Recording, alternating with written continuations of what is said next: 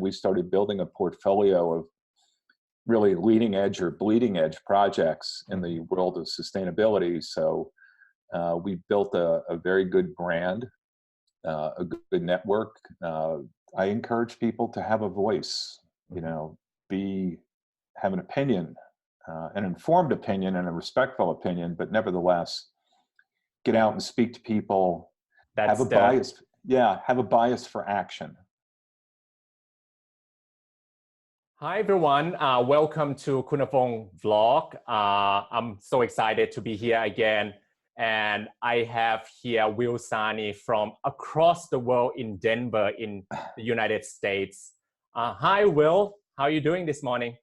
Kun, good morning. Well, good afternoon to you.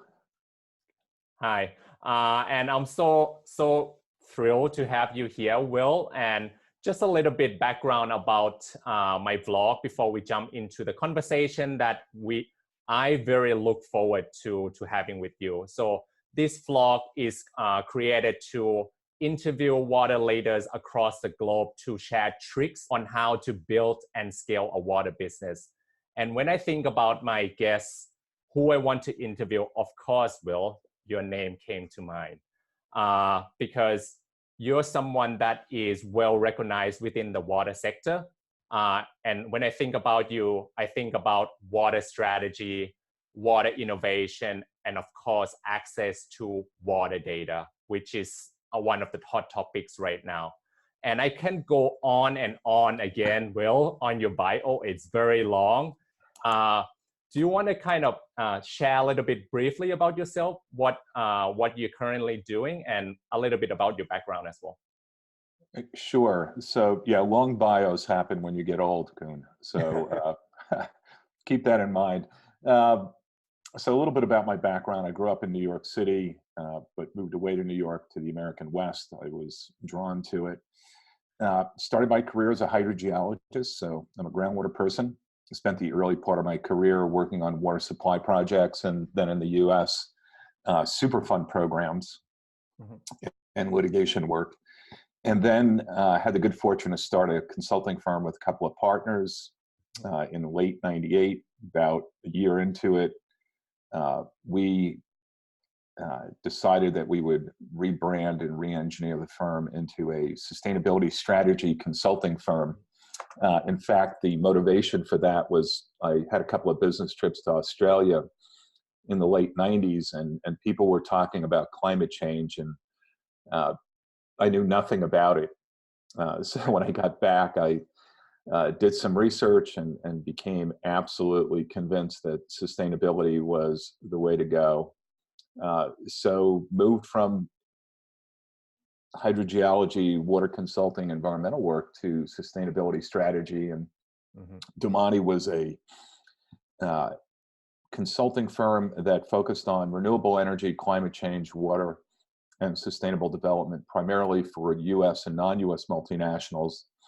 The firm was sold to Deloitte Consulting in the US in December 2010. And then when I started my career at Deloitte, I founded and ran the US water strategy practice, and then a global community practice with two other partners in the firm, one out of the UK and one out of Australia. And then left in December 2016 and started Water Foundry in January 2017. And what we do now, it's a group of us, is continue to work with corporations on quantifying business value at risk from water-related risks, developing strategies to mitigate the risk, but also to create business value. So looking for opportunities in addition to managing those business risks. And then about half the work we do is with water technology startups and early growth stage companies.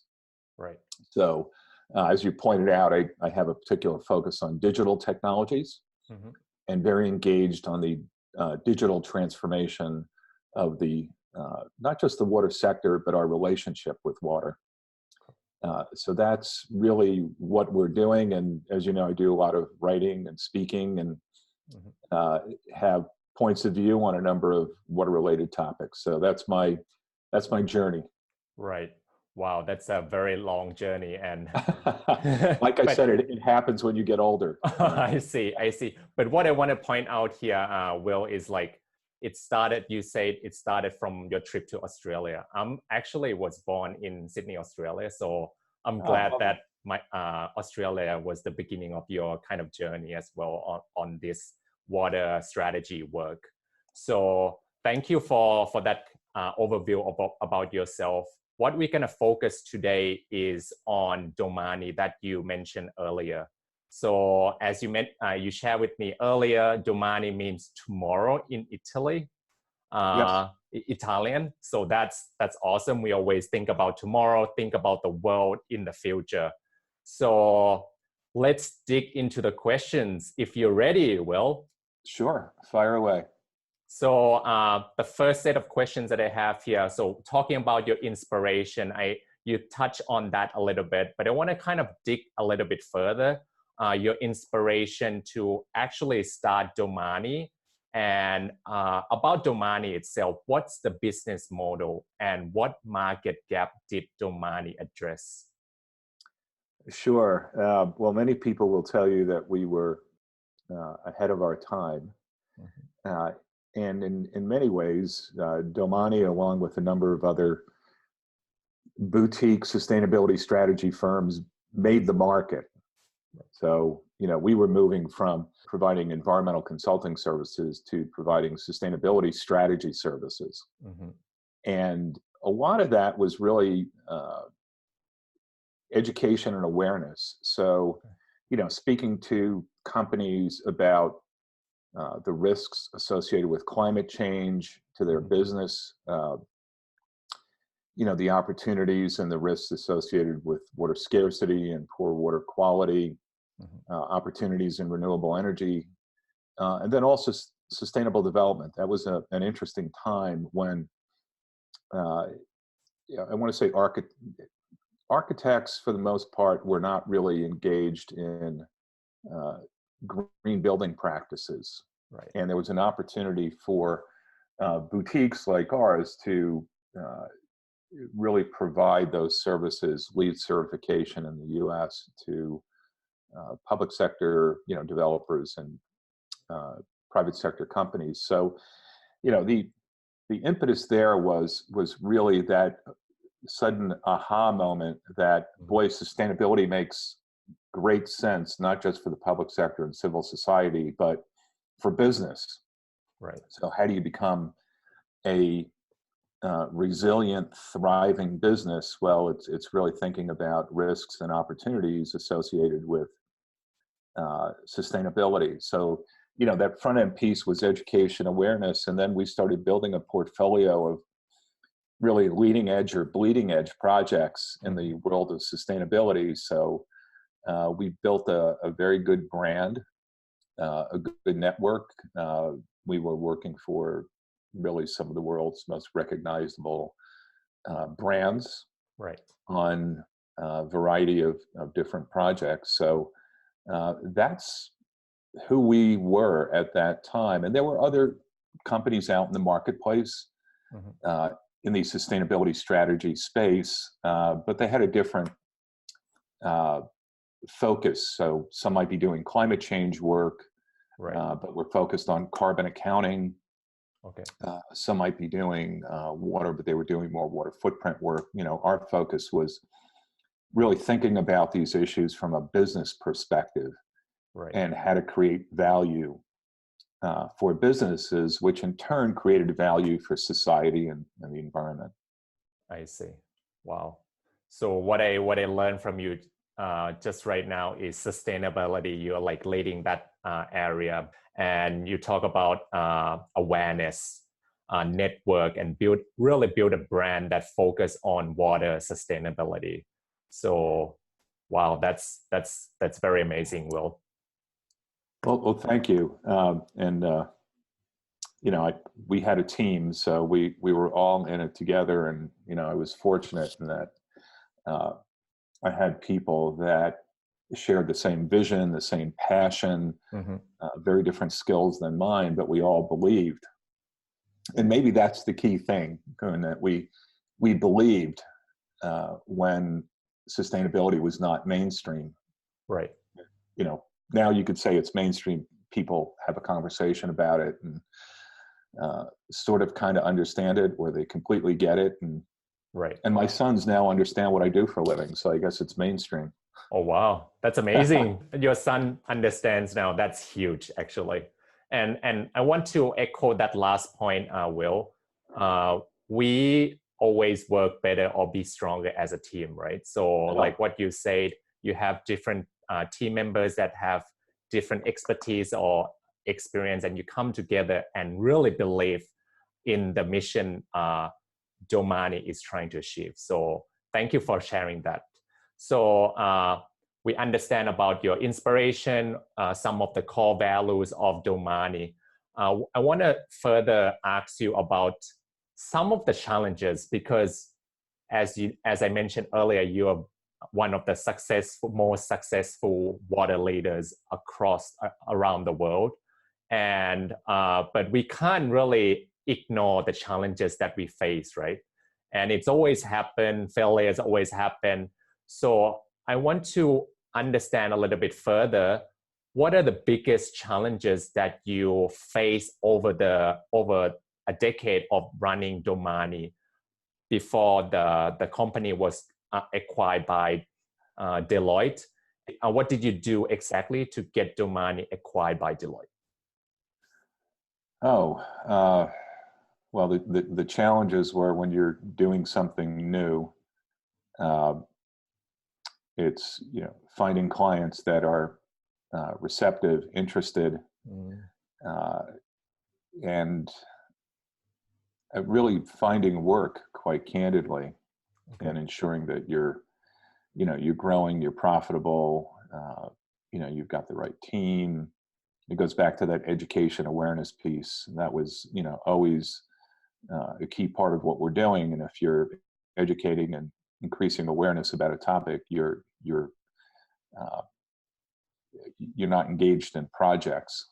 Right. So, there's a long lead time. There's a lot of work that you're putting in that you're not getting paid for. So, I'd say the economics were always challenging for us.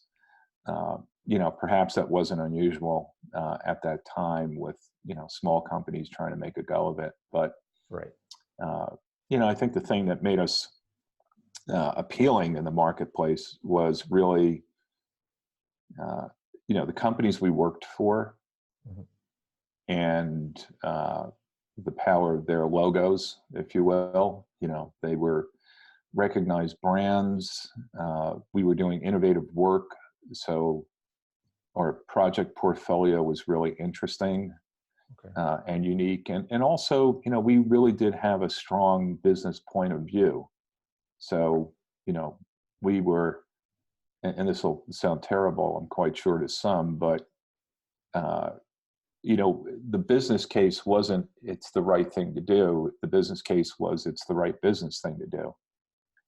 And that's an important distinction, in particular when you're sitting in the U.S. working for, U.S. multinationals. So, I think that sort of captures some of the challenges and also why we were appealing in the marketplace. And I think that's held true through the years. Even, when I was at Deloitte, it was very much, what's the business case for sustainability? What's the value creation for companies?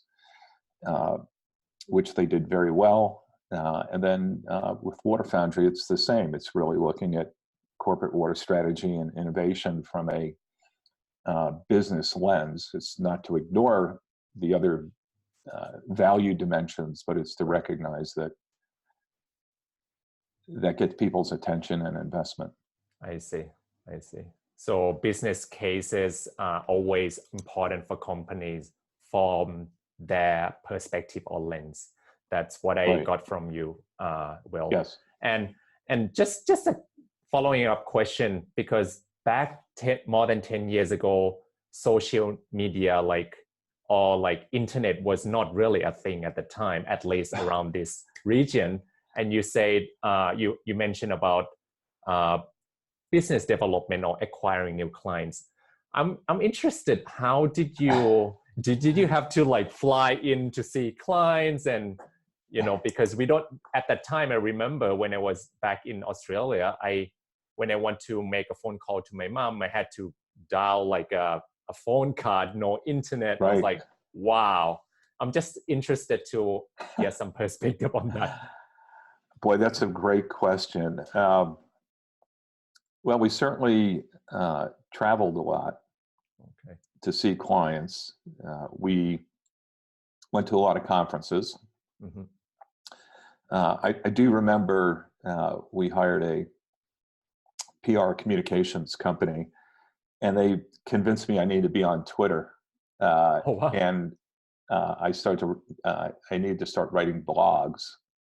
Okay. And that was transformative, actually. So, the early days, you're right. It was, phone calls, face-to-face meetings, mm-hmm. Conferences to the extent there were sustainability conferences back then.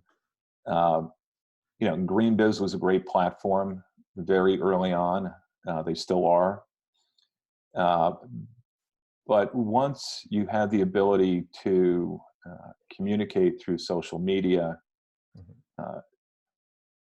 Through a number of different platforms, it really did change.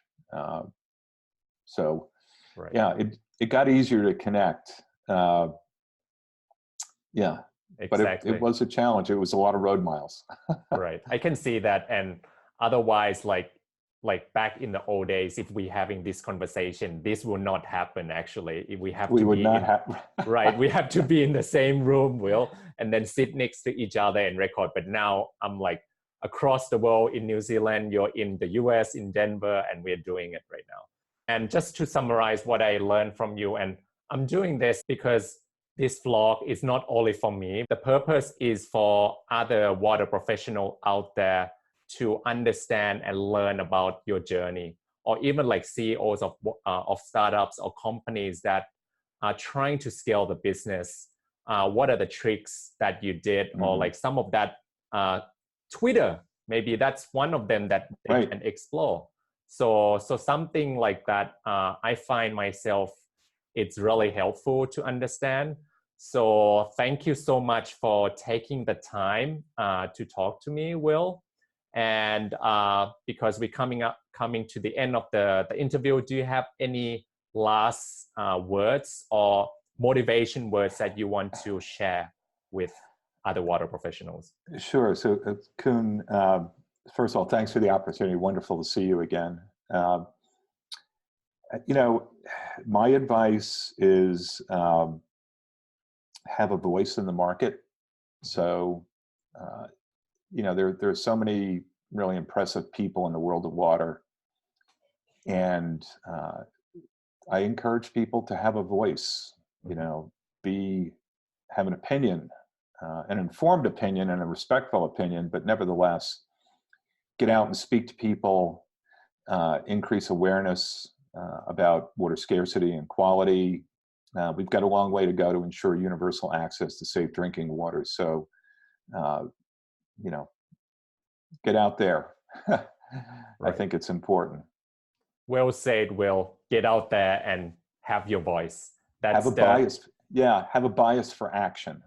Bias for action. I'll take that one with me for sure, Will. Well, Kun, thanks so much for your time. I really enjoyed this. Please stay in touch.